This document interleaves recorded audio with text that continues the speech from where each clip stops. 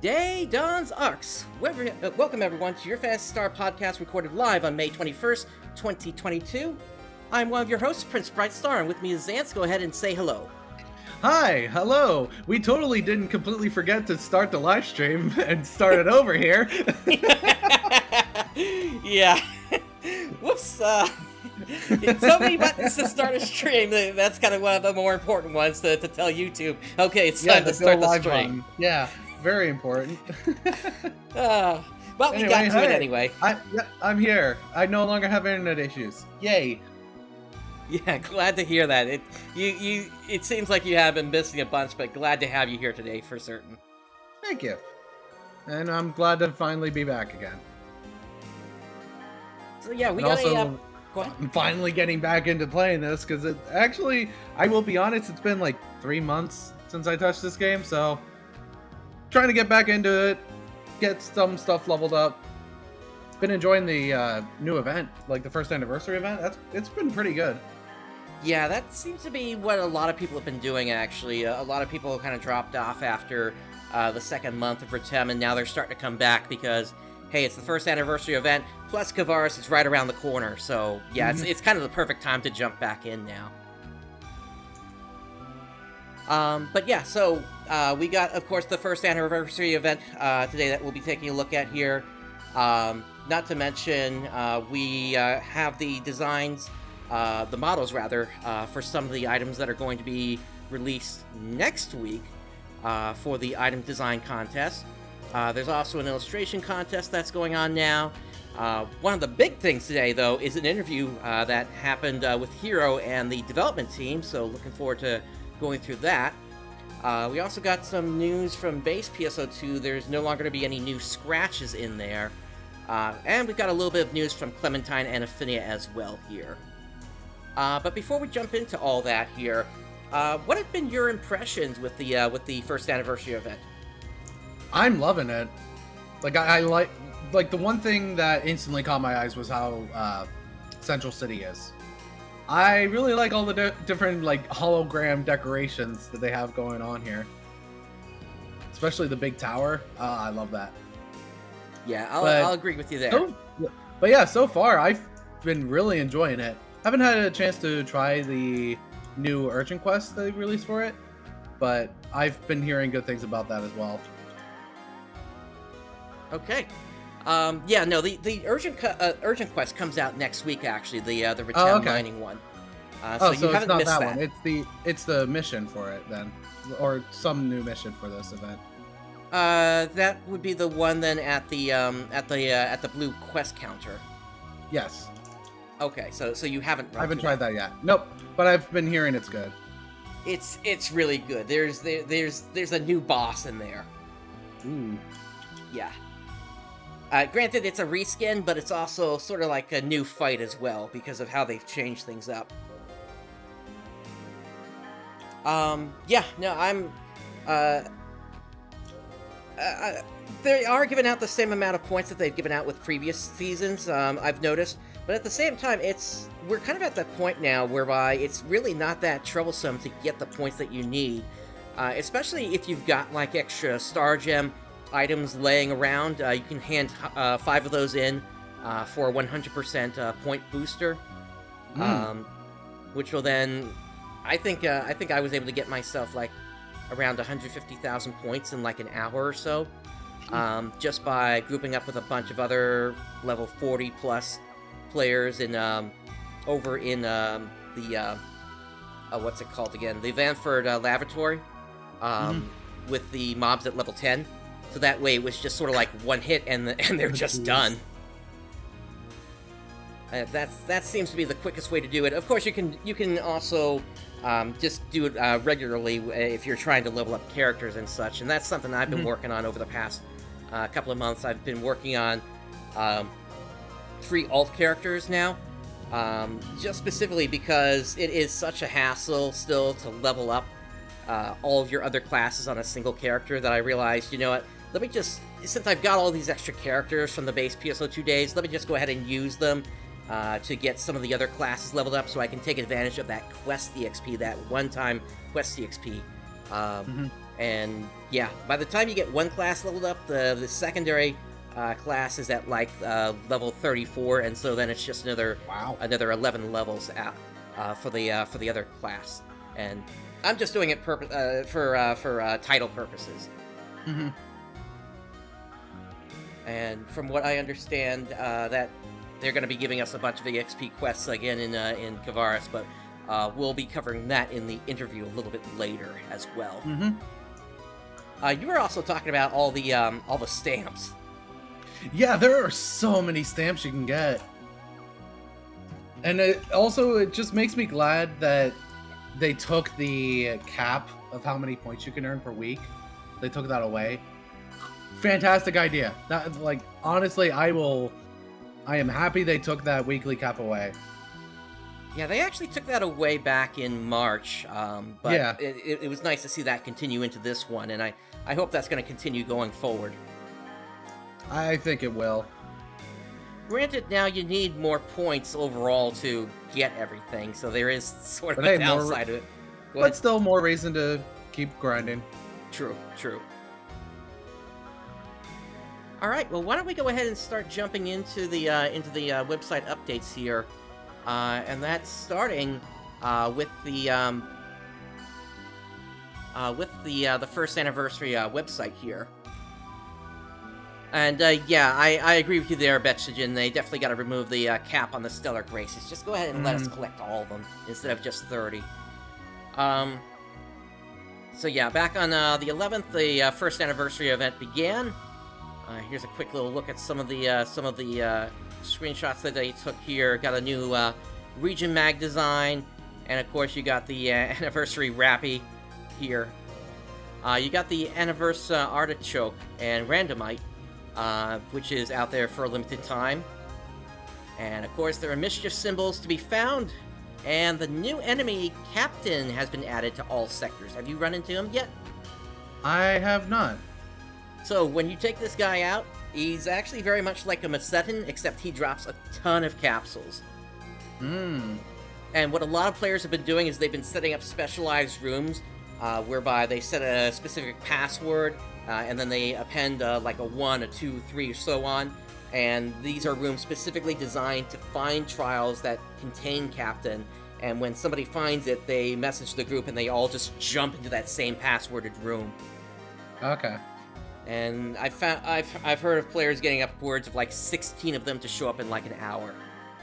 Oh wow. Yeah, so it's really efficient. And I know some players are still trying to get themselves through the seasonal repeating quest line. So this, if you haven't tried it yet, that might be a way for you to get through that finally. Zitra is also back with tasks and an exchange shop. As part of that exchange shop, you're able to pick up some plus 50 armor in there, which is a really nice thing to see. Although the augments aren't exactly the best thing on there, but that's still useful if you still haven't gotten all the arms refiners you need yet. We got images of the different stamps here. And then we've got the Drill Dazzling Chaos Suppression Operation. And by the way, you don't need any triggers for this. So you can just hop right into town and just start it up at any time. Yeah, I still need to try that. Yep. Yeah, you got enemies from Tem and Aleo joining forces in that one. And also the 5-star rarity Dark Elemental weapons from the Obscura series are now available as well. And you're also able to pick up the Dark Exploit 1 augment from Zitra as well. And if you collect the various titles, you can also get an Obscura weapon camo from it as well.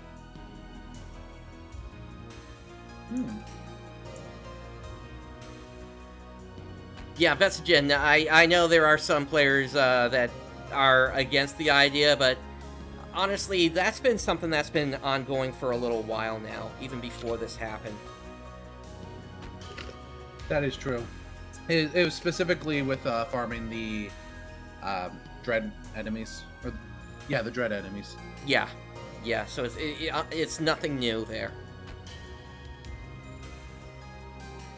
Along with this, we also got a new AC Scratch ticket, Playful Grappler.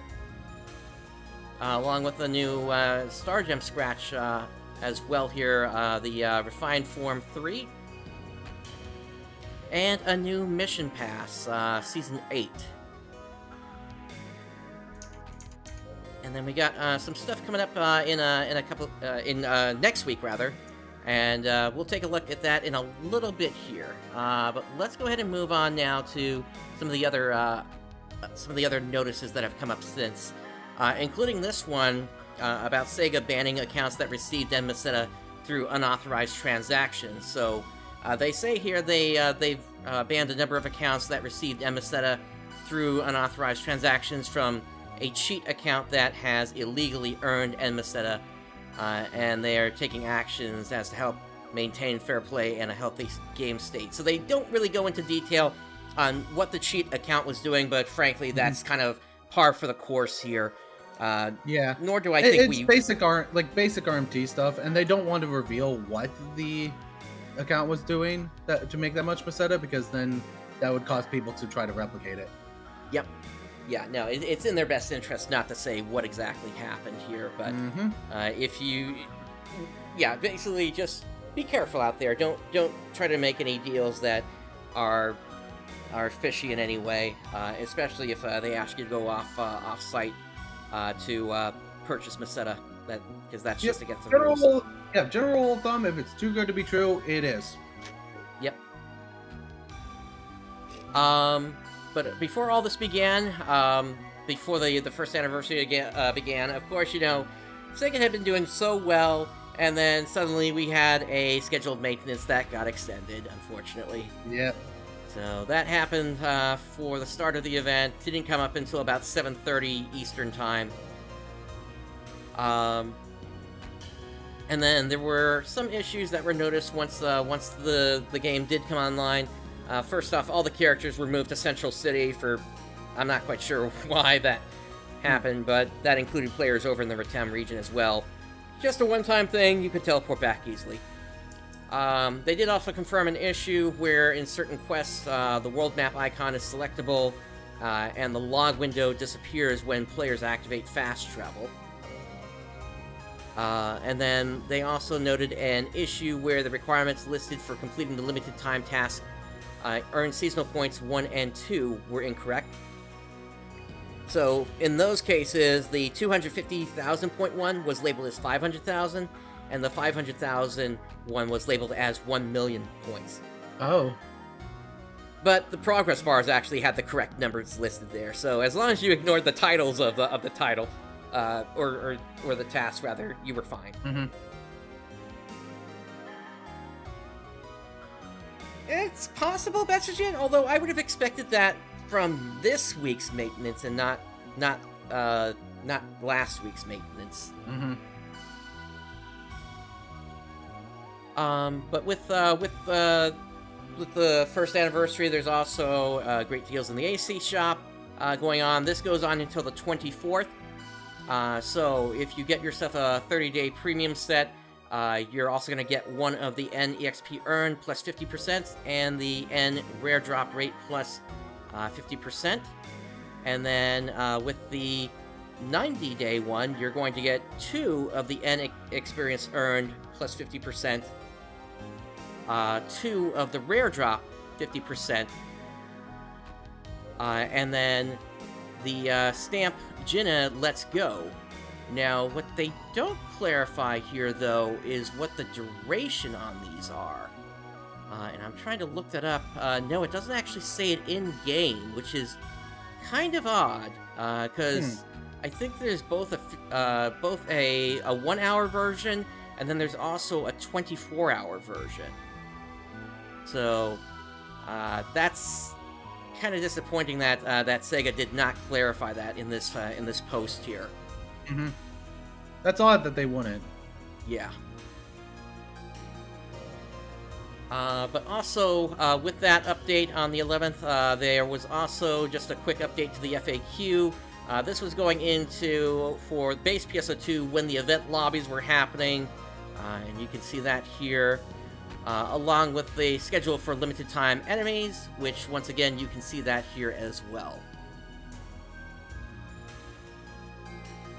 And we got a new AC scratch ticket, as I mentioned before, Playful Grappler, and with the change to not showing us the items in the on the webpage anymore, I'm actually going to pull up the game here now, so we can take a look. Why did they change that? I don't understand. I don't understand either, and the problem is when they bring out voice tickets, we can't hear what those voices sound like anymore before buying them. Which is not good. Really, really bad. Yeah, that's really bad. Yeah. So let's see here. Let me pull this up. That would make it to where you would have to rely on hoping that someone got the scratch ticket, uploaded a video of what the voice sounds like then. Yep. By the way, if you didn't know, there is Randomite out in Halfia Lake. Oh, I did not know that. Yeah, so go ahead and make your way over there. It's like 6 chunks that are out there. Ooh. Alright, so taking a look at Playful Grappler, of course, the big one that came with this was the panda outfit here. It's great. You got 2 color variations of that here. It's just a giant panda. Yep, and I believe you're able to take those armor pieces off through the different selections.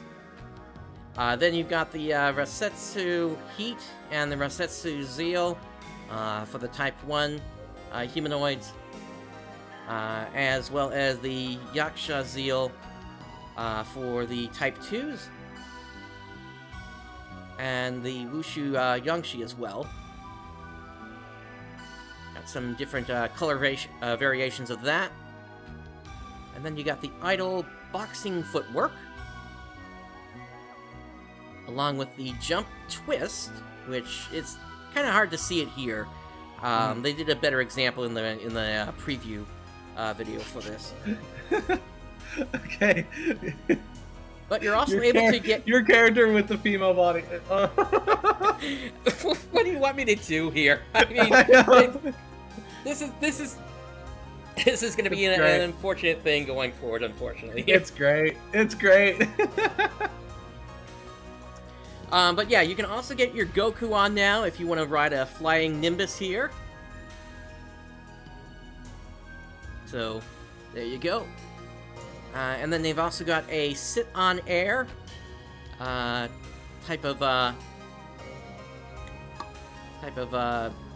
emote here, as well as Dance 68 now.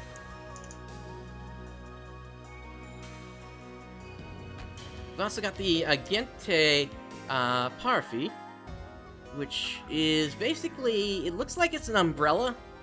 One of those, I guess that's a bamboo umbrella, but it's got a blade attached to it as well. And then you got various hairstyles with this as well. Let me try to zoom in here a little bit. There we go. Yeah, so this one got some highlights at the end of the hair there. Also, Yaksha hair. Nothing really catching my eye there. Wushu hair. That's kind of interesting with the 2 colors there. And then, of course, you got the different eye types, or actually just one eye type here, which I think is better if we just look up here for that. You got the eyebrows, Animatica eyebrows, along with the fluffy double eyelashes. Rasetsu makeup, which basically gives you makeup on the top of your head there. Mm-hmm. Oh god, the more you add to it, the more like cursed it looks. I know. Oh. I considered bringing one of my other characters into here, but what do you expect? They're all blue and red skinned. Yeah. I am not a fan of just pink skinned humans in this game. I know, your color scheme is blue and red, I know. Yeah, and a bit of yellow. Mm. Let's see, we got Whisker Paint, Actually, if anything, I would say maybe it makes it show up a little bit better than it would otherwise. To see with the color scheme I'm using here. Then we got some thigh highs down here. Let's see. There we go. Slanted sleeveless, which is up here. And then, of course, leather gloves. And who wouldn't get a panda without a panda hat? Of course. The hat's probably the most expensive part, though. Probably. Like the panda outfit, yeah, you can actually check from the price list. It's pretty. I do like that. I like when they added that in base PSO2. Oh, actually, there's one that's like 500,000 right now. 500,001. Nice. Yeah, the full panda suit is like 300,000. So. Yep. So okay, so you can get you can actually get the whole set for under $1 million, and to be honest, I had heard that some players were not exactly happy with the idea of there being a panda in the game now, but I mean, what do you want? You've had Rappies, Niao, and all these other... I can run around as Morgana, so yeah. Yep. They also added in a Bite-O Panda bamboo grass, which for some reason doesn't actually attach correctly to my face, but it is what it is. Mm-hmm. Hey, you would adjust it in the salon to make it work.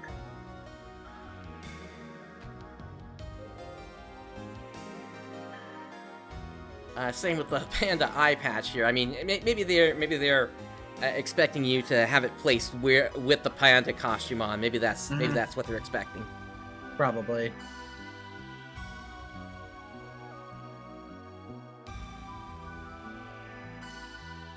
And then you've also got a bunch of arm guards here. In the Resetsu arm guards, the Resetsu rings gives you some rings. You know what? Let me go ahead and put that panda costume on. Let's see how these look. Yeah, the rings are still pretty far out there. As for the bite... Yeah, okay, so the Bite-O panda bamboo grass does actually go where it needs to go. Okay. Alright, you also got some new shoes here, which... the toes are actually slanted up a bit. Which is kind of interesting, but I guess that would kind of give you a little bit better grip as you're trying to run. Then you've got the Yaksha stuff here. You got a hair ornament, which actually is not showing up, I don't think. Let me switch back to... Let's see. Let's do... Here we go.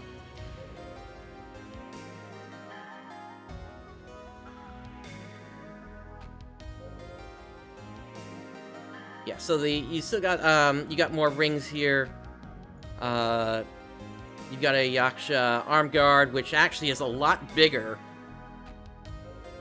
Kind of gives you really big claws there, actually.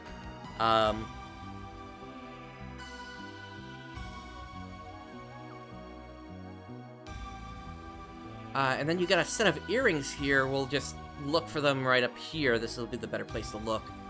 Got a square, a star, and a heart earring. Got a Nobilis sheath, which is... It gives you basically a sword to the side, although not actually usable in combat. You got the Machine Lingzi, which gives you sort of a head ornament here.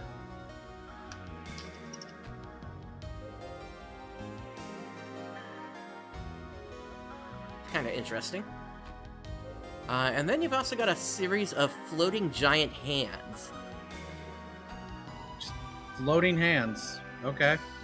Yep. Trying to think of what kind of outfit could be used for that. Like, what character comes to mind that has like floating hands right next to them? If you want the real answer, Gaster. Oh yeah, that is true. I forgot about the casters. It's like it's been so long since I ever even thought about Undertale in any sort of way. Yeah, although they also really did actually have their second chapter come out late last year, but yeah, no, it's been a while. We've also got crashing wings left and right. So here's what that looks like. Don't really flap as usual, so. But we also have one for a broken horn if you want to get that kind of look on. And then Big Chopper, which basically gives you two swords floating above your head there. Once again, not really usable in combat. And exactly, Betsuden. Just use Panda. Or if it's one of the collabs, just use their characters' outfits. Like I said, you can run around as Morgana. Yep. And then one of the other kind of interesting ones here is the Mystic cards, which, you know, if it wasn't if it didn't look like an astrologian, I don't know what else it would look like here. I mean, obviously they're the signs of the zodiac here, but still. And then there's a Wushu sticker, which you can see the design of up here.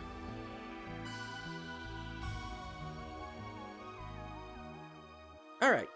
So with that, so we looked at the new AC scratch that came out last week. There's also, let's see. So with that, there was also an update here for the issue where star gems may be consumed upon leaving the salon without making changes that require it. So as we saw previously, this had to do with adjusting the neck area. And they say they're going to fix this bug on the 25th, so that'll be next week's update. And they're also planning to reimburse players around mid-June for the Star Gems, Salon Pass S, and Salon Pass, Salon Free Passes that were consumed, as well as additional compensation beyond that.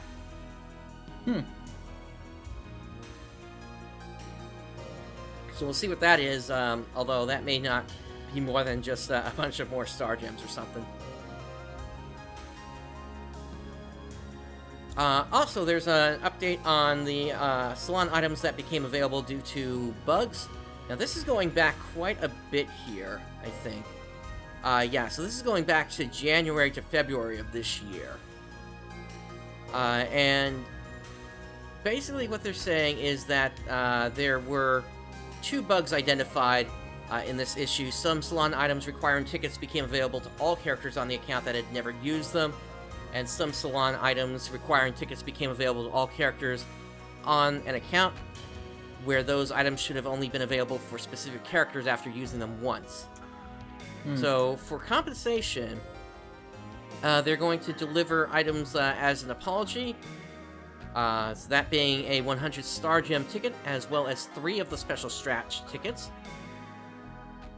And then, as compensation for players who used the affected Salon ticket item once in the past with 1 character and were able to use said items with all characters due to the bug, for this, they are addressing this by making the affected items available to all characters on the account.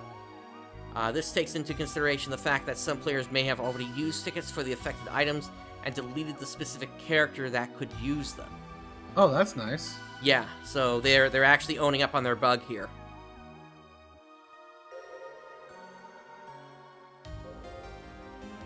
And then for this most recent week, there was a schedule change for the maintenance. So typically maintenance happened at 10 p.m. It started at 2 p.m. on Wednesday or Tuesday of last week. And despite the increased time for the maintenance, they had to delay. So, yeah, the server was basically down for, what, about 18 hours there.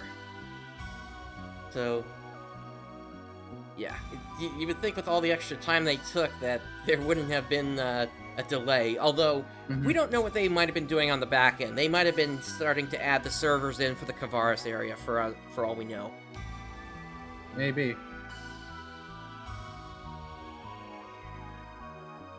But with that update, they did confirm a couple of issues here. There was a bug with the following baseware and setware where text regarding innerwear color sync does not display.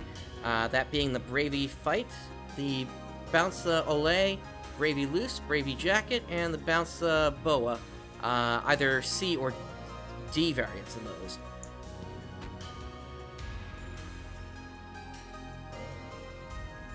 And then for things that were addressed, okay, that's the typical stuff. There was also some campaign items given out with this. First being an apology for the extended maintenance. They gave out an extra 20 Star Gem ticket for that.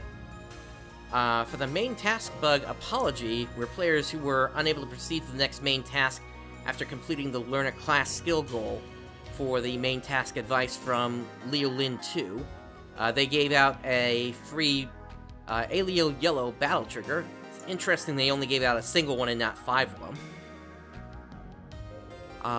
And then for the Ritem Valks 2 bug compensation, they gave out 2 of the Ritem Valks 2 and 2 of the Ritem Cervica 2, those being basewares. And there's also a new bug that can happen while you're in the salon, and that being the body type may change when leaving the salon now. Oh. Yeah, so I would recommend if you've got a base set that you're using for the most part, not a baseware, but if you know what your character, what you want them to look like, you might want to set up a fashion setting in game, and that's actually pretty easy to do. If we go back over to the game real quick here. So if we go under Gear Subpalette, and then you go to Customize Looks, you can set up, if you go under Looks here, you've got a whole bunch of slots that you can use. 1 to 10 are free, 11 to 30 are for premium users. But yeah, if you wanted to, yeah, I don't have that active right now. I'm waiting until we get a little bit closer. But basically, well, actually, I can just override this here. But basically, what you can do is say overwrite under same name, and that will save what your character currently looks like. And then you can just call it up at any time at that point.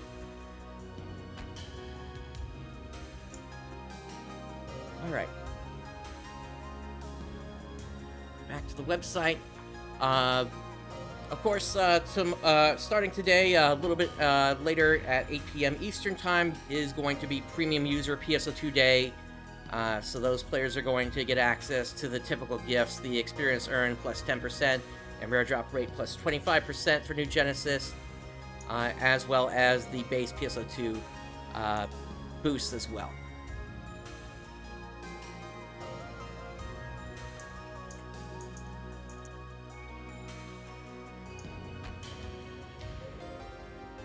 And we've got a new Star Gem Scratch ticket, this being the Refined Form 3, so once again, let's go out into the game here, so we can take a look at that now.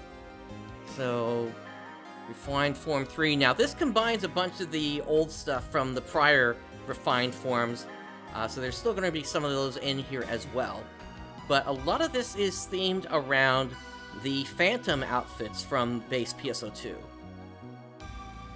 Okay. Oh, it's like the, looks like some of the version 5, or not version, episode 6. Like some of them are from episode 6, I saw. Yep, that's exactly right. This, the Phantom class was introduced in episode 6. Mm-hmm. And if anybody is in game right now, there's a thunderstorm going on, so enjoy that. Ooh. But yeah, so here's the end criminal body. So this was the cast set that was the Type 1 cast set that was designed for the Phantom. and then we'll get to the other one that a little bit later here. Let's see here.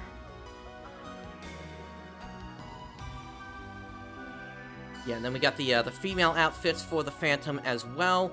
Got a color variation here that's more white and red.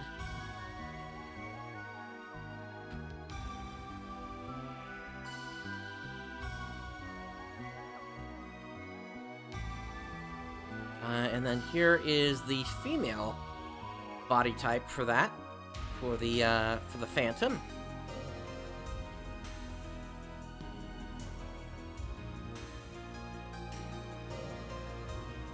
And then we start to get into, once again, the repeats from the prior one. Mm-hmm. And then we got some idols here. I think the Motion Idol warm-up, as well as the Dash Chopper, is new. I think so. As well as the 810 Ready Firearm.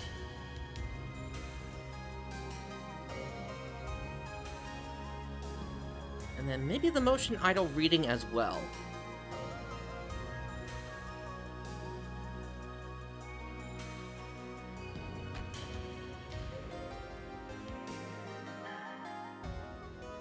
Then you got a new hairstyle here,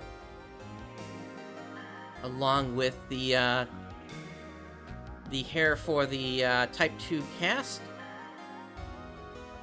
as well as the Type 1 cast head for the Phantom looks. Yeah, scroll back up here real quick so we can look at that again here. Mm-hmm.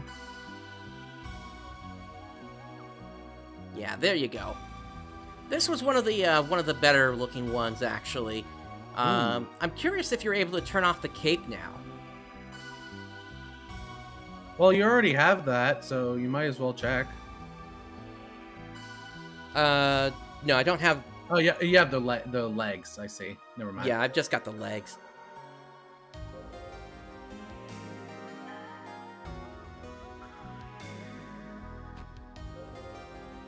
And then I think these hairstyles are not new.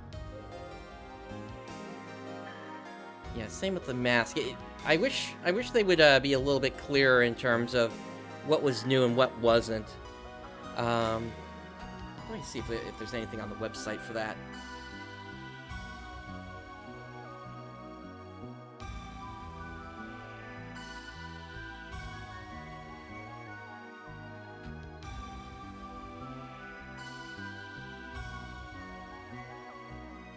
Not really. Maybe these noise-canceling earbuds are new? I don't think so. I think those were a part of that She Scratch already. I don't know. I wish they would, like, say which ones are new and which ones aren't. Agreed.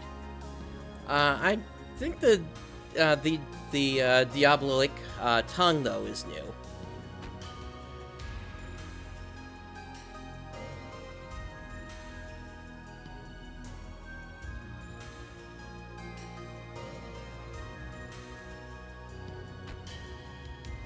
Yeah, it definitely makes it hard to see what's new and what's not new here. Mm-hmm.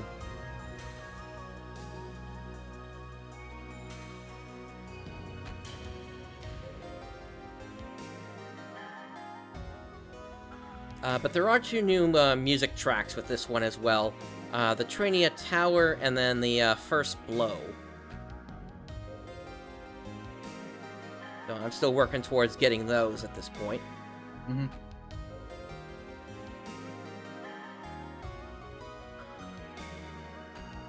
And then there are actually some bonuses with this one. You got the Sharf accessory, which appears to be something for the ears. Let me see.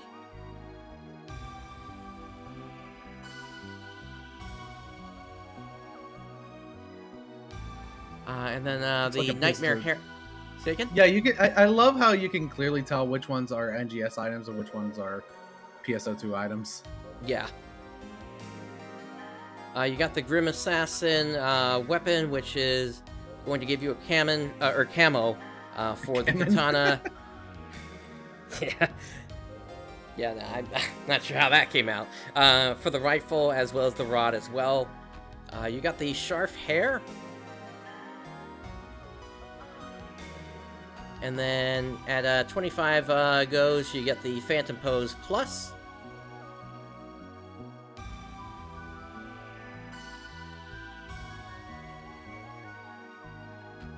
And at 30 scratches, you get the Glide Chopper.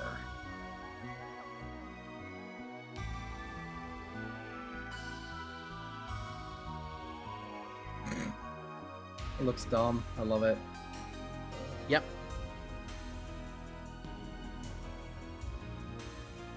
But actually, we didn't go through the Playful Grappler bonus items either here, so let's just take a quick we did not.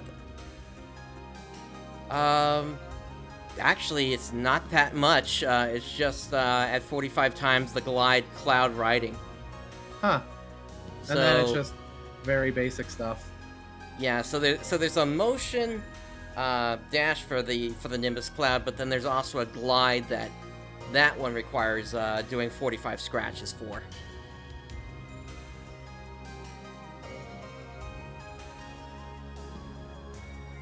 All right, so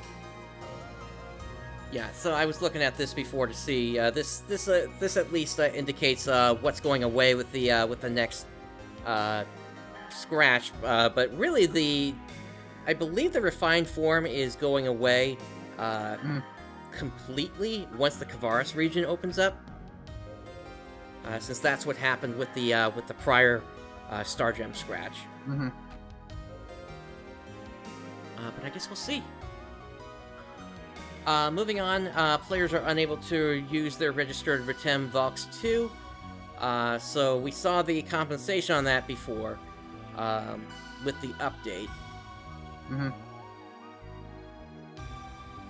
Randomite may regenerate outside of the intended timing, so apparently that was a bug where he was regenerating faster than Sega wanted. That's already been fixed at this point. And then the Agente Parafy cannot be listed in the personal shop. This bug was fixed on the 18th. Alright, and then we've got the item design contest, this being the accessory category CG models. So we can already see the Cresta Draga was the grand award, and we can see a look at that here. Ooh. And then there's a bunch more which are coming soon. I guess they'll show those off once they actually release in-game. Mm-hmm. You got the DX Region device. You get the Pettis mask, so players are finally going to be able to get their dolls looks on if they want to. You got the Satella Trail, which gives you, looks like something that rings around you there. The Socks Garter Belt. The Doll's Tail, so another Doll's item. Mm-hmm. Once again, I'm still pushing for them to become a playable race at some point. That'd be pretty cool. Yeah. I don't know how it would properly be implemented, though. I've kind of gone through it, if I'm correct on my theories, which, speaking of, finally the script and voiceovers are done for the next Secrets of New Genesis episode, so I'm hoping to have that out within the next 2 weeks here. Nice. And then we've got Sylph Feathers as well, along with Scratch Marks, if you wanted to have that on your cast. Also Bullet Holes, which is interesting. And that's what's been revealed so far for the accessories. And then we've got the over here the outfit category CG models. So you got the Yakshini Raika, which is this one here. You've got the Duty Bikini Wear, which of course that was, Of course. Yeah. Of course. You've also got the Noct Gladio series. And then the Rain Skipper. And this kind of has an unfortunate story behind it here, because even though this is coming out The one that designed this, Percent Plus, unfortunately was banned. We don't have any details as to the specifics for this, but just wanted to make a brief mention of that here. Without further detail, we really can't pass judgment one way or the other.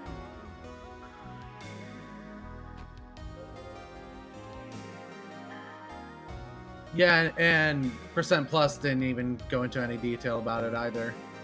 So, I don't know, because we have a suspicion of what it could be, but that we're only assuming. Yep. So, unless more information comes out, that's really all we can say on that one. Yeah, I'm not gonna say what we assume because that's just gonna, because we're not certain on it. So it's not right to just state that as a truth, I guess. Right. We do also, there is a 10th anniversary illustration contest going on right now. That's going on until June 14th. And if you are interested in participating in something like that, you can get the full details on that here. But it's being held for both the Japanese as well as global players. Winners will receive 500 star gems for participating and winning. And then they go into the submission instructions here, along with the different legal terms that are in play for that. And if anything, going back to Percent Plus for a moment here, usually when a contest submission is submitted, usually that becomes the proprietary ownership of Sega. Yeah. Sega basically became the owner of that, despite what happened. All right, and then we got a little bit more coming up starting next week. Let's just take a quick look at this here.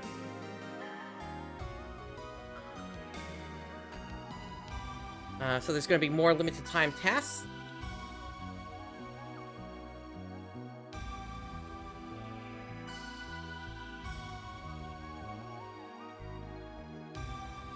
And they're also adding more exchange items, including this glide here. Ooh. You also got the new mining rig Ritem coming up here. Now this I'm very excited for. I really like the mining rig defenses. They're probably my favorite Urgent Quest. Yeah, I'll agree with you there. Now I will say, like episode 5 went overboard with it, but it's still very enjoyable. Yeah, I think the only other one that's kind of surpassed it is the Dolls Falls Urgent Quest so far. Oh, absolutely. But yeah, these are the original creations that are being implemented with this. So we saw some of them before. We're getting a look at some other ones now here as well.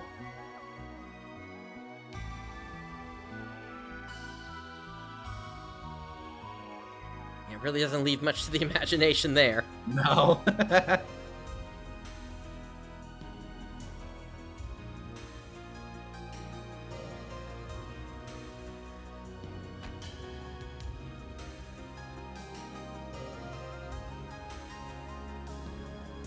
And then you got your remote. Dance 69. Nice. Nice.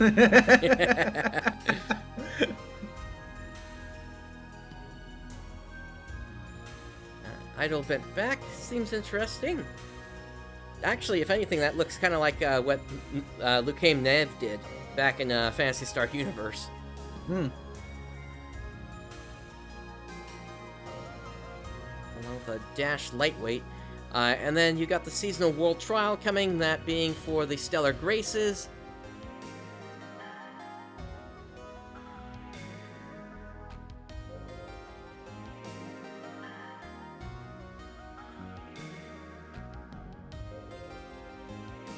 And of course, if you haven't been doing this before, go ahead and do it, because you do get typically some free star gems with it, so it's typically worth your while. And then we got 2 Revival AC Scratched tickets coming.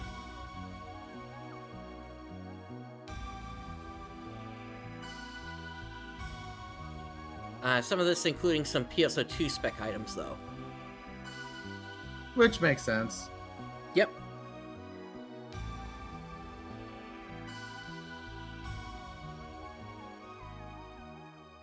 Yeah, and you got the bridal memories here, which is just in time for them to bring out the wedding lobby in PSO2. Which, speaking of PSO2, should we bring it up? That's coming up in just a moment. Yeah. Yeah, we'll be bringing up something about PSO2. Yep. Let's see. Is that next here? No. So next up, we've actually got the interview with Hiro. So this is... Oh, yeah, the Hiro. Yep, this is the big one here. So, why don't I take the role of Hiro and you'll take the dev team? That sound good to you? That sounds good. Alright, so, thank you for your time. Today I'd like to ask some questions about the new Kavaris region, which is part of the major update in June. Sure, go ahead. Let's start off with the title of the update. The previous major update, Retem, was titled Sandstorm Requiem. As the name suggests, the theme of the release was songs. What is the main theme behind the title Frozen Resolution? The main theme for this region is caring for friends and family. Oh, so we're playing Fast and Furious now. Okay. It's all about the family. Yep. Players will understand more after they see Aina, Manon, and their new friends, Kuka and Mary, face hardships in Kavaris. Yep. And Vesigen, to answer your question, technically during one of the previews for an update in base PSO2 on the Japanese side, there actually was Zeno and Echo getting dressed up like they were getting married. So yeah, they're you kind of saw it there, but I never actually saw one myself in game before. But there is actually a wedding lobby. Okay, so players will see the characters' resolve and camaraderie as they take on the challenges? Yes, exactly. I see. And can you tell us more about the title logo and the silhouette in it? As some may have noticed with the Retem logo, we put a silhouette of the iconic enemy from the update in the logo. The dev team calls this the region boss. Since the update is yet to be released, we can't tell you its name or its characteristics, but we do hope that the silhouette sparks your imagination. Okay, thank you very much. And that makes sense. It looks like Doll's Hunar. Or False Hunar. Yeah, the Dark Blast version. Yeah. But there's also an enemy there's also an enemy that's been shown off, which kind of is lizard-like in a way, which was shown off in the last NGS headline, which I think was the last enemy to show up in that preview. So it might actually be that enemy, and not a Dark Elder or a Falls Elder Blast in that case. But I guess we'll have to see. The Kavaris region seems to be very harsh and dangerous environment with all the snow and ice. Can you introduce some of the highlights of the region and its fields?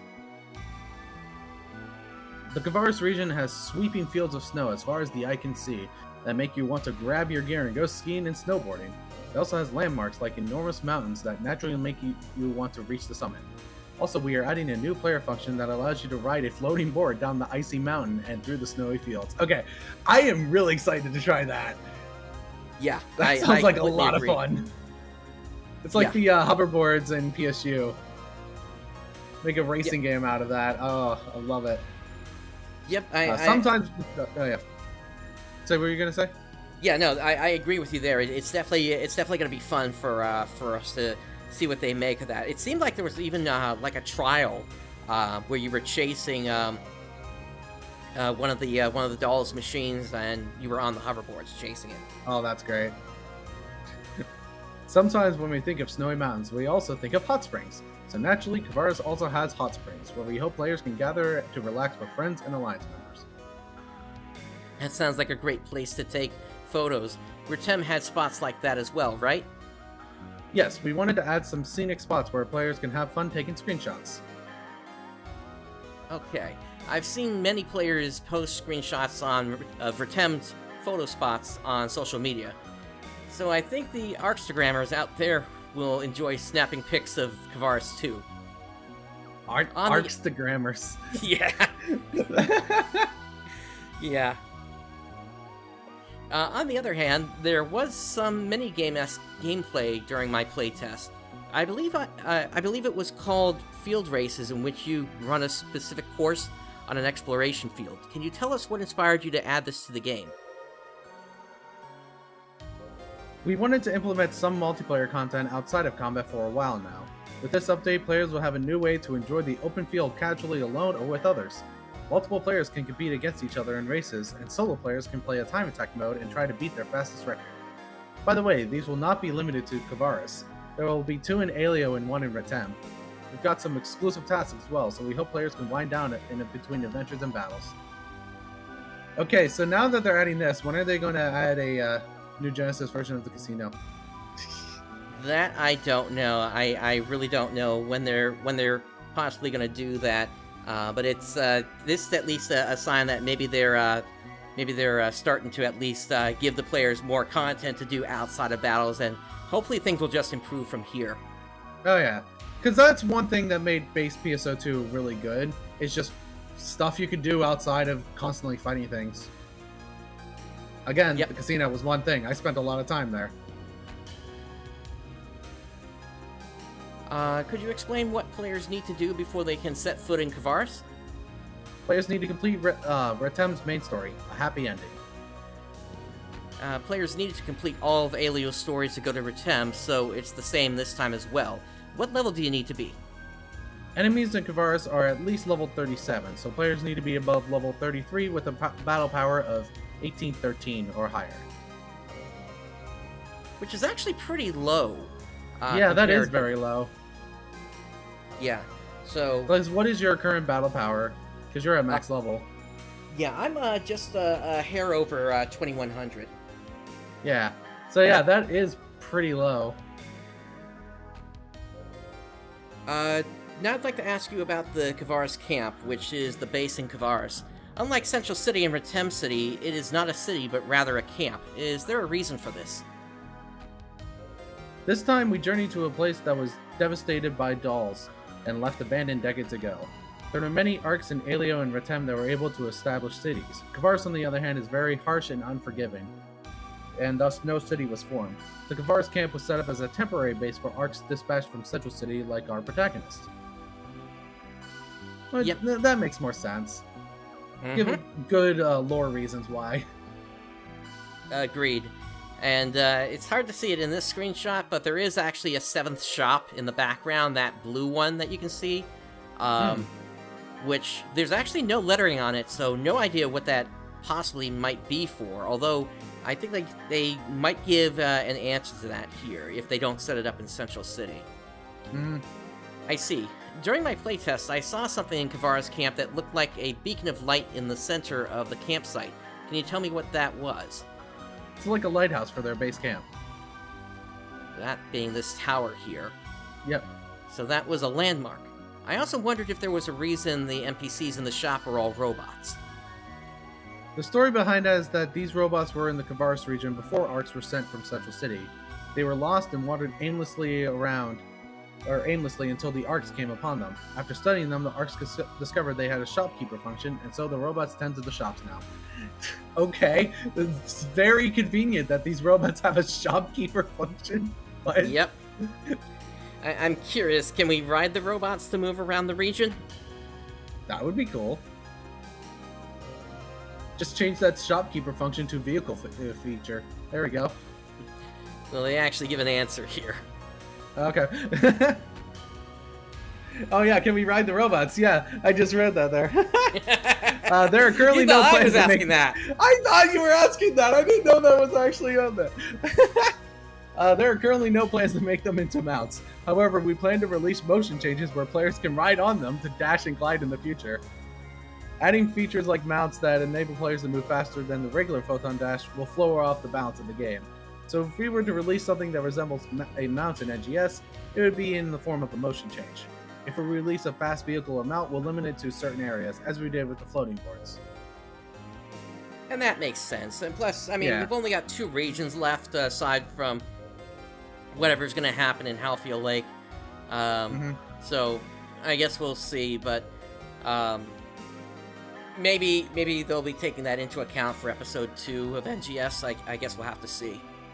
Probably. The April 28th, 2022 NGS headline broadcast revealed 2 new player actions that are being released along with this region. Can you tell us more? Yes, those would be the new throw action and floating boards. The first temporarily changes your attacks to a throwing action where you pick up an object in the field called crystalline ice. You can then pick them up and throw them by pressing the normal attack button and deal tons of damage when you hit an enemy. There are also containers that you can destroy using this action, as well as the trial will come in handy. Other than throwing crystalline ice, you can also use this throw action to hurl bombs released by enemies back at them. We're also working on developing more gameplay elements involving this in the future. Additionally, you can ride on floating boards and move faster than usual for a set amount of time. We recommend putting them to use during special trials and for efficiently collecting gathering items on a specialized course. And also just snowboarding down hills like you're playing SS Tricky. Yep. But yeah, that's interesting that they're setting up a special course just for gathering items. So hopefully that will make just gathering items in the region a lot less inconvenient than it's been in the other regions. Oh yeah, that would be nice. I had the opportunity to experience a trial involving these new actions when I played the test version of Kavaris, and it was very refreshing and fun. I also feel that the existing trials will now have more variation due to the unique environment of this region. Is this part of how you reflected players' opinions and feedback from Aelio and Retem? Yes, we wanted to include these kind of elements in Retem, but we're unable to, and thus players said that Retem wasn't that different from Aelio, and that there was not enough content. So when we worked on this update, yeah, you were saying? Yeah, I want to stop you right there. So that's pretty much confirmation that the game was rushed there. Yep. Yep. We finally have the confirmation. So if we waited until now to release NGS, then there'd be a lot more stuff for people to do and a lot less complaining about things. Yep. All right, continue on. Okay. So when we worked on this update, we kept this in mind and consciously worked on these new gameplay elements to fulfill players' wishes. We believe that this is how we were able to add even more to the game than we originally planned. The NPCs that fight alongside players in these co-op trials are quite different from previous NPCs. Why is that? These NPCs are ARKs sent from Central City, just like our protagonists. Their outfits are designed to help them navigate the world of snow and ice that is the Kavaris region.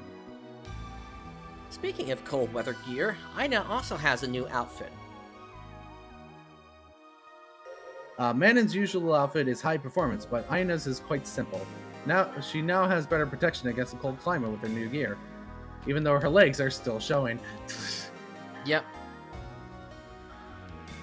I feel like the throw action and floating boards that we talked about now don't need to be limited to the Kavaris region and could be expanded into other areas of gameplay in the future. Are there any plans to do so? We're developing a new type of quest that would require players to use the throw action to complete it. We'll give further details closer to its release. Additionally, we're planning to release more content for the field races we mentioned earlier. This will include some courses where players ride on floating boards, so that's something we'll look forward to. Yep. Racing with other players with the floating board sounds exciting.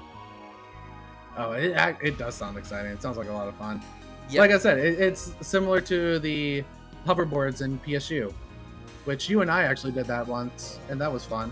Yeah, when that came out on Clementine, we tried that out. I won. Yeah, just by a couple of seconds there. Yep. I would like to talk about the story as well. Can you give us a synopsis of the story? However much you're able to share is fine. Please also point out anything you'd like players to pay special attention to. Here's the synopsis of Chapter 3. Thanks to the protagonist's productive expedition to Retem and the expedition to Retem and the help of the locals, we were able to defeat Dark Falls when he attacked Central City. However, the central canon was heavily damaged in the process.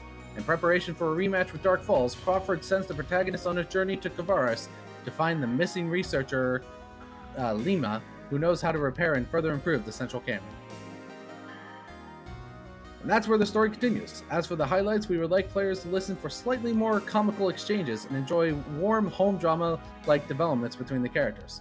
On the other hand, action scenes are more dynamic than before, and we hope players enjoy these too. Was the decision to expand on character development and storyline based on requests from players who wanted to see more?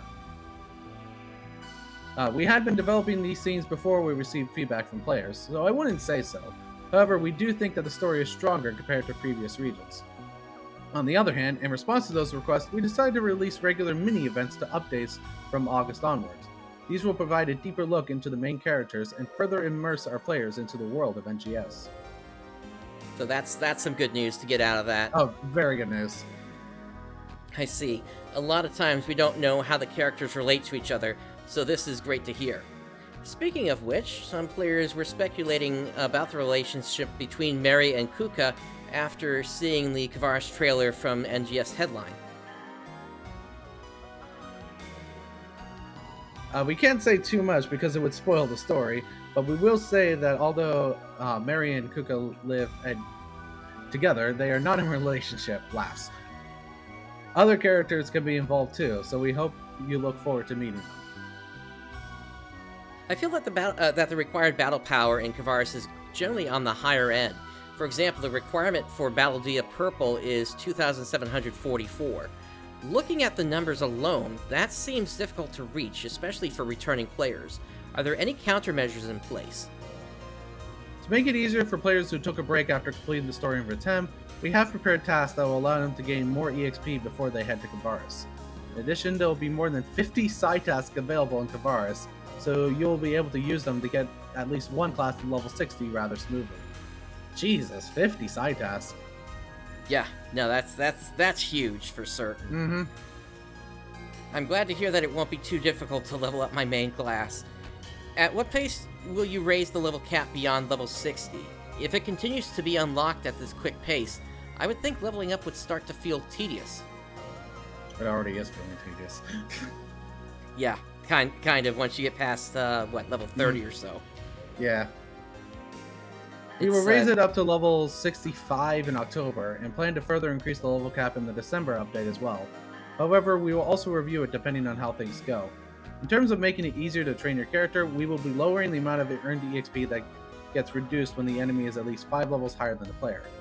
Additionally, the earned EXP reduction will be removed entirely in Battle Dia Yellow, because players use their hard-earned battle triggers to play. Thank you. Thank you, yes. Yeah. Basically, with my alts, I've been having to kind of stop any questing and just run repeated Battle Dia from like level 22 or 23 all the way up to level 30 in order to not run out of quests as I continue to go through Retem with them. Alright, moving on. I see, that's a great update. I think we might even be able to challenge ourselves to level up our 3rd and 4th classes if training is made easier. New skills will be added for each class. Are there any combinations you recommend, or any skills that you would like to draw players' attention to from a development standpoint? There are many, but here are a few. For Hunters, we recommend Sword Art's Overcharge, which becomes more powerful when charged for a certain amount of time. We recommend Chain Trigger Count Retain for Gunners. This skill increases the number of chains at the start of the next trigger if it ends without a chain finisher. And for Tectors, we recommend Wand Art Skip Attack, which turns normal attacks into the third staff after using a series of PAs. Players can combine this with Wand Attacks Extra, which is the new class skill that will be released at the same time. This will add a 4th step to the Wand's normal attack, making Wands even more powerful, which, yes, Wands needed more power because of how pitiful they are. Yep. I agree with you there. Mm-hmm. The Katana PA combo finisher is great for Bravers. With this skill, your normal attacks get a power up after the 3rd step of the Katana PA, which also was needed because of how weak Katana is.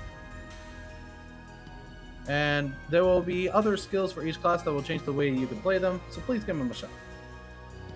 We would also like to know more about the skills for other classes. Are there any announcements planned?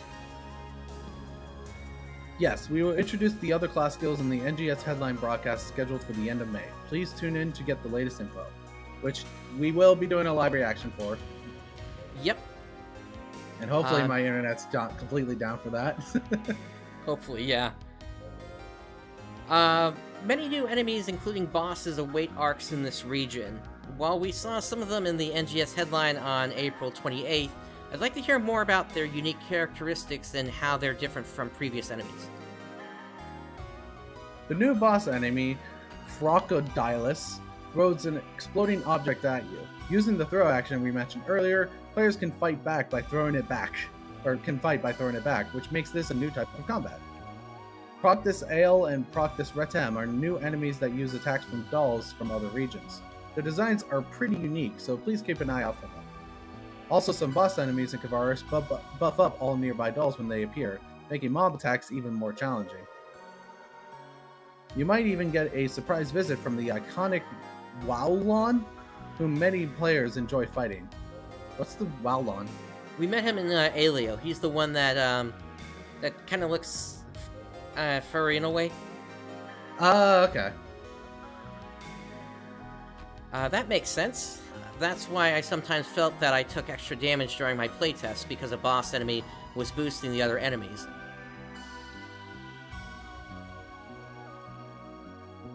Yes, exactly. So you'll need to be careful when fighting the regular enemies that appear alongside these boss enemies. Also, there are more new enemy types in Kavaris than in Rotan, so we hope players look forward to that too. I'm excited that we get to take on not only new variations of existing enemies, but also completely new ones.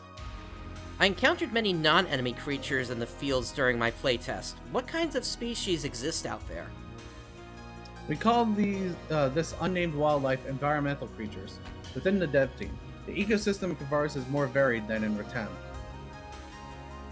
There are snowman-like ones, snail-like ones, creatures that look like spotted garden eels, and more, since their behaviors vary between location. We think players will enjoy exploring and have fun taking screenshots even more than before. I am kind of curious about the snowman ones, what those are going to fight like. They'll just throw their head at you. Just grab their head, throw it right at you. Maybe, and then you can grab it and throw it right back at them.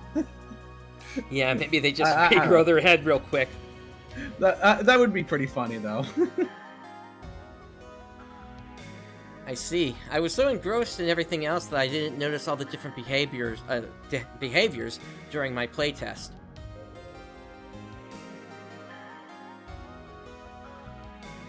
To be honest, I wish we could have gone one step further and made them react to the players' movements.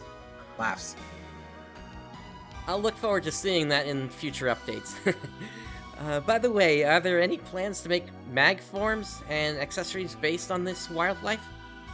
We have no plans to do so right now, but we'd be happy to consider it if many users request them. Which, yes, request that, because I would like a snowman mag. I thought there was one already. Maybe I'm wrong.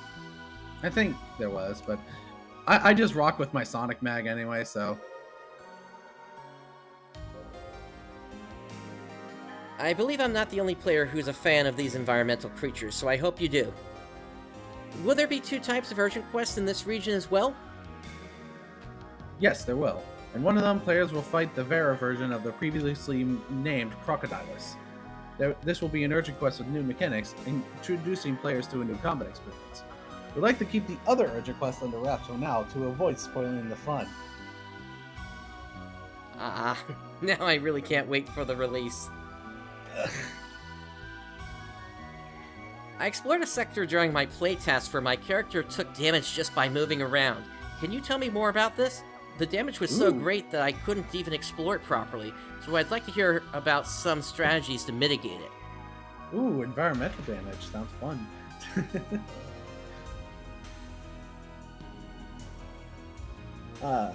That might be Rayjord Gorge.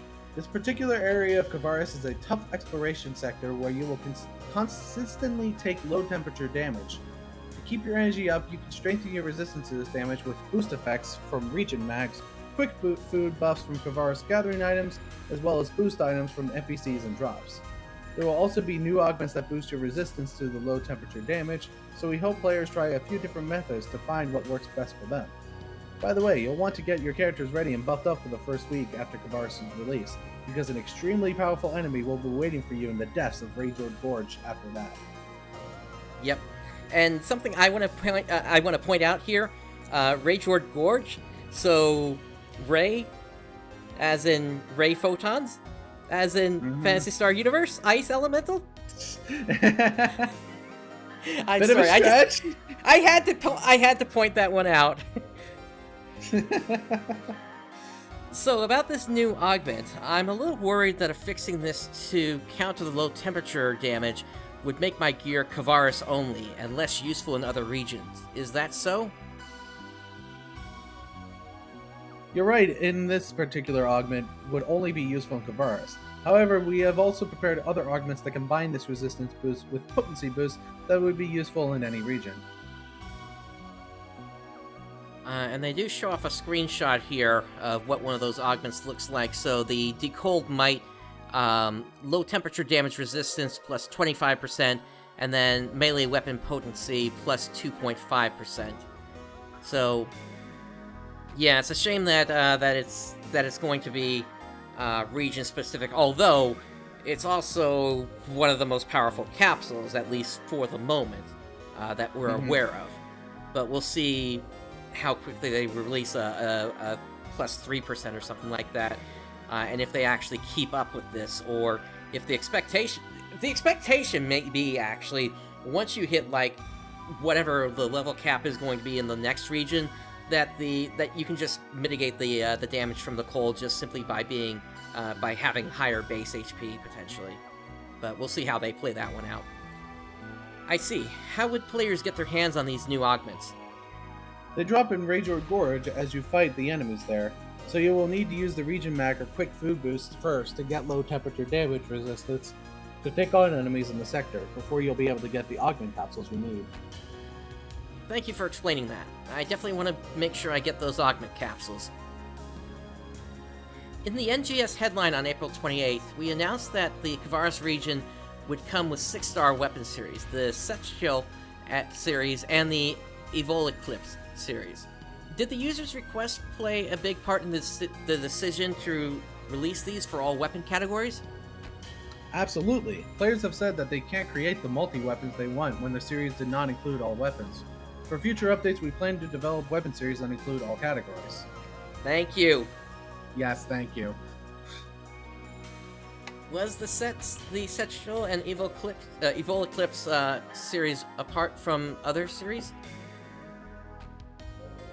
Out of all the 6-star weapon series, this Sectol series is the easiest to get from drops. In addition to buffing your regular potency, the potential also provides extra potency against non-boss enemies. The Evil Eclipse series is also very powerful. You get increased potency as well as natural PP recovery after a successful sidestep dodge. You can exchange your Kavaris Expedition prep tickets from an ongoing campaign for this series, so venture forth and upgrade your gear more and more. And also related is the campaign. Yep, which I think I've got that towards the end here. I'm excited to hear that a strong weapon is relatively easy to obtain. However, it also gives me a feeling that an even stronger weapon will debut in the future. Can you tell us anything about that? While we were preparing more powerful weapons for the future, we will need to use the current ones to meet the requirements for when you get them. So we believe that adding the Sectol and Evil Eclipse series to your armory would be very beneficial regardless. I see. So in order to get even better weapons, we'll need to make sure we can take on the battles in Kavaris first. This update will introduce an auto-sell feature that users have been requesting. Besides that, I'm sure there are many other features that will be added or improved. Are there any in particular that the dev team wants to highlight? Yes, there are. This is somewhat related to the auto-sell function, which I really want that so badly. We wanted to relieve some of the pressure on the inventory to Kavaris. To achieve this, we plan to remove weapon and armor drops 4 stars and under and increase the amount of Meseta that drop to balance things out. However, please be assured that this will not affect silver and gold type weapons, so they will drop as usual. We also plan to build a quest counter where players will be able to replay story events and quests. This feature has also been strongly requested by our players. In the future, we will add limited time quests to this counter, so please keep an eye out for that too. Additionally, we have a new face option called the Imposing Face in the works, which you can use to create more mature characters. Make sure to check that out as well. Yeah, so going to that auto-sell function real quick, I hope that they have a way to set it so that even though you're doing auto-sell, it's not going to auto-sell those silver and gold prim swords and armor. Mm-hmm. Otherwise, what's the point of using the feature then? Mm-hmm. I see. I can already see muscular old men showing off their gains in the city using this face option. Speaking of which, where will we be able to get new avatar items for Mary and Kuka, such as their hairstyles?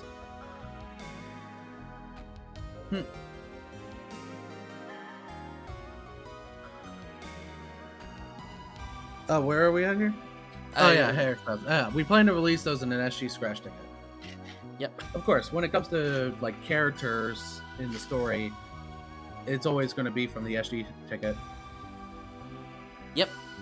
Are there any other parts that you particularly focused on or maybe struggled with when developing the Kavaris region? Yes, so more so than with past regions, we focused on expanding and adding new player actions and ways to explore. Even as we speak now and up until the release date, the entire team is dedicated to developing and making improvements so we can deliver the best experience possible to our players in June. Thank you very much. Last but not least, do you have a message from the development team to the players in anticipation of the upcoming release?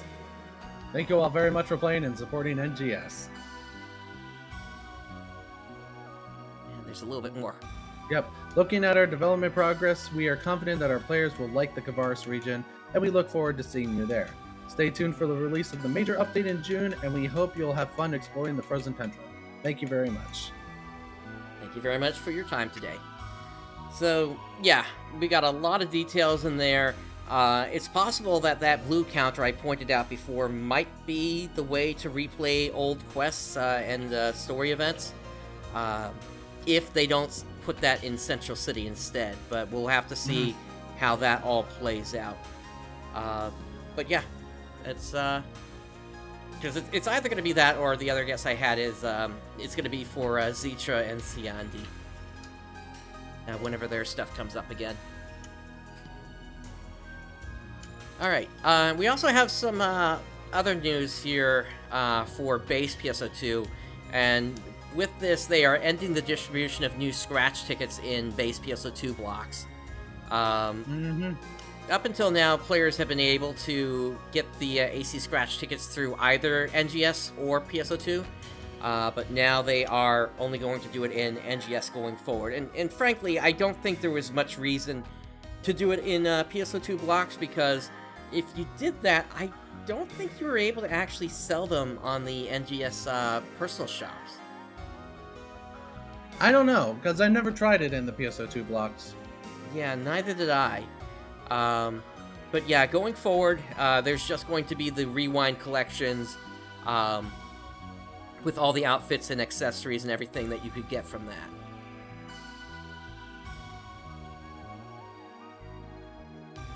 that. Alright. Yeah, it's just the Rewind stuff and that's it. Yep. So pretty much, that just makes it to where it's more evidence that, yeah, base PSO2 is just a maintenance mode. Pretty much, yeah. We do have a small update on the Kavaris Expedition prep campaign, so they gave out information about what you could trade for, as well as providing info that you can actually do the trades in Central City as well as Ratem City. So that's pretty much the big news on that one. So even before you leave the region to go into Kavaris, you'll be able to pick up the new weapons. And just a quick look at the event calendar here. So The NGS first anniversary login bonus goes away with the next maintenance, so does the great deals in the AC shop, which started on May 11th, as well as the Gilded Glamour AC scratch. And then 2 weeks after that is when the Kavaris Expedition prep campaign ends, and my expectation is that is when we will be getting Kavaris. Probably. Now that looking to be Wednesday the 8th. So I hope you're getting your time scheduled off there if you're planning to do that. Or are you? June. I will be having work then, but the Thursday I should be fine. Okay. Yeah, so that's about 2.5 weeks away from now. All right, moving on to Clementine here. So let's see here. So for lobbies, we're starting with the update on May the 1st here. Transport spheres have been added to a couple of lobbies in the Guardians colony. More will be added at a later date to the rest of the planets.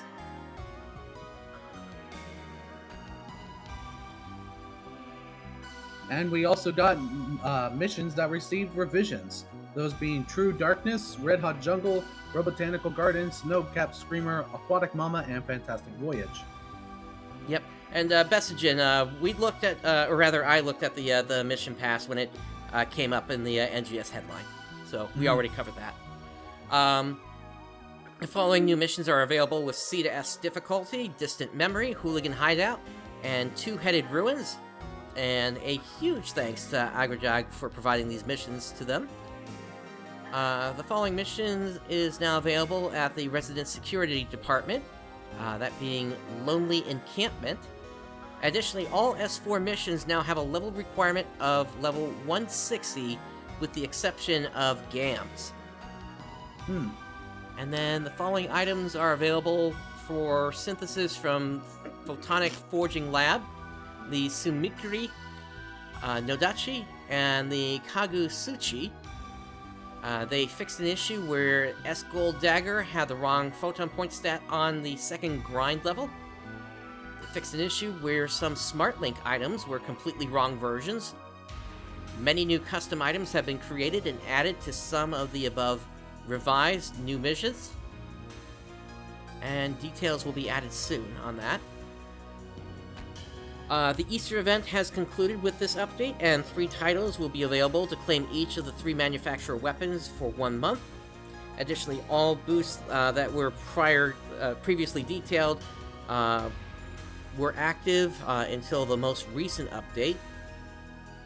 And the total monster kills were over 7 million kills, with 30,000 S clears. That's pretty impressive. Yep. And even 263,000 total eggs were found as well. The 3 manufacturer weapons below will have the final stats based upon total clears of each planet. The bonus stats applied on the final clear total plus 1,000 to a maximum of 10,000. So it looks like it was the Spread Blaster Plus that got the full benefit of that here. As well as the Motube clears as well. So that being the Arza Diado. And then getting into... Go ahead. Yeah, not many people did the New-A-Days one. Right. And then getting into the most recent update here. For lobbies, all main lobbies now have transport flyers, previously named transport spheres, placed at certain spots. These objects allow you to transport across planets to different lobbies at no cost. You must have traveled to a lobby to be able to fly there. So it makes going to lobbies extremely easier. Yep. Various enemies on S4 have had their damage reduction reduced. And then various boss multi-hit attacks have received reduced damage. And then... Go ahead. 7 missions now got an S4 difficulty. Those being Moonlight Beast, Holy Ground, Sakura Blast, Citadel of Sand, Sinner's Banquet, Bladed Legacy, and Dusty Mines. And we got a new mission, that being Ecosystem Crisis. And Sinner's Banquet and Sunken Shrine now have new variants on S4 difficulty. And then Snowcap Screamer should now be able to join with the correct counter, and Red Hot Jungle should no longer have a variant which does not clear. Yeah, that's a bit of a bug, isn't it? Yeah, very big bug.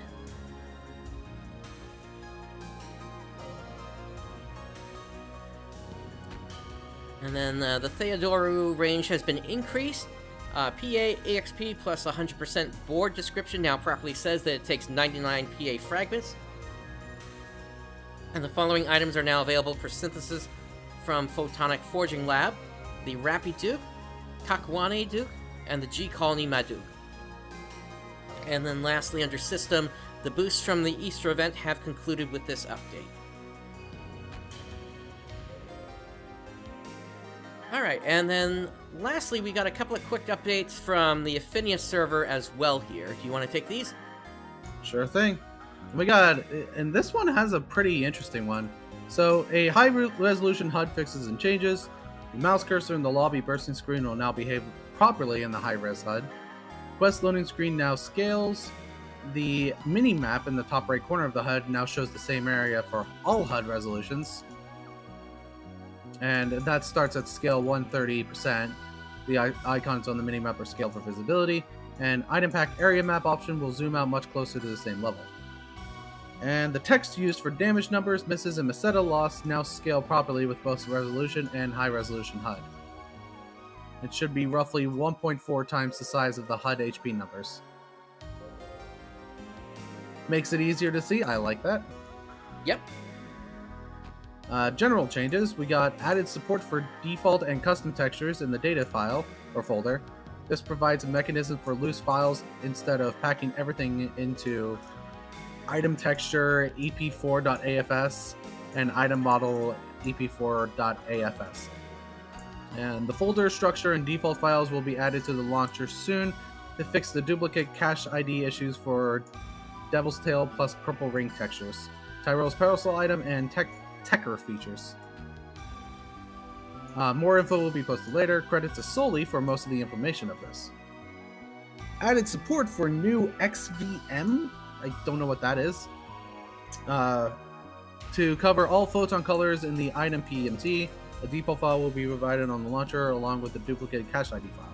And now the big one.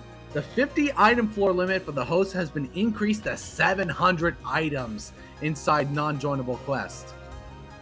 That is big.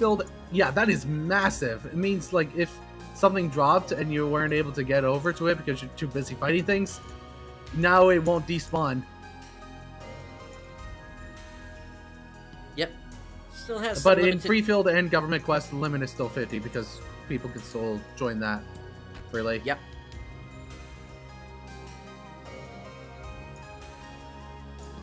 And then lastly, they increased the maximum file size for many texture assets. There was also one small update before this, back on May the 1st, where the Easter event had ended and the Hunter's Boost Road was changed. For May, it was changed to Lost Soul Blade, Phantasmal World number 1, Penumbral Surge number 3, and War of Limits 5. Penumbral Surge 3 also had a small update. The updated monster counts can be found on the wiki.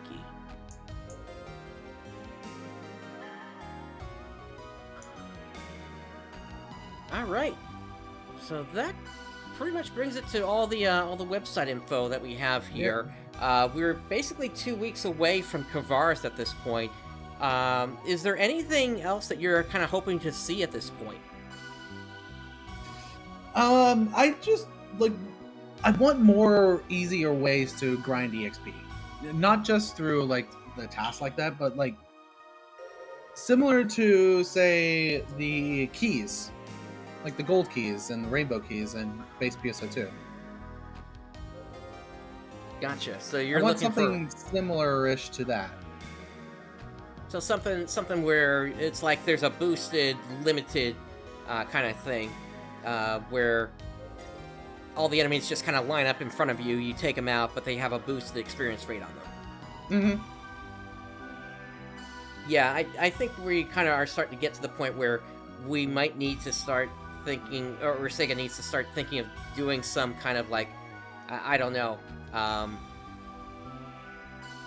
what's it called? The PSO mission that everybody runs for EXP. I know what you're talking about. Episode 2, I think, was called Phantasmal World. Yeah, I think so. But yeah, it's time to get something like that built in, and technically we kind of have something like that for the yellow triggers, but we need a better stopgap between when the yellow triggers are no longer effective and when you actually hit max level.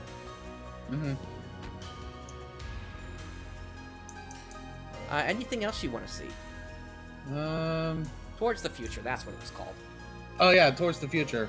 Yeah, that's a thing in Base PSO. Yep. Like the original PSO.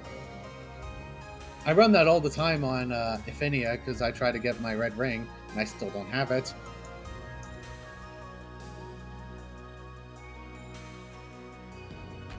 But yeah, just something to give better EXP. That's all I ask for. Gotcha.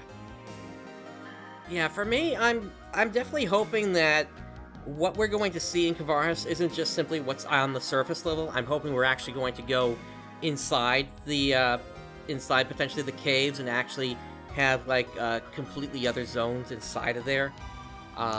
Maybe actually take us to where the old capital used to be, and see what happened there. I'm really hoping for some more lore dumps here as well. I'd say that's also one of the biggest things, because we've been at this for 2 regions now. We have some hints. Manon, unfortunately, is showing their hands a little too easily there. That she knows more than she's letting on. But yeah, we got to get a bit more information about what's actually going on Halpha, because I mean, otherwise, you know, you're gonna get more crazy stuff from me, like the fact, or rather the idea that Halpha is just a ship that's floating through space. So come on, Sega, give us some definitive answers here, please.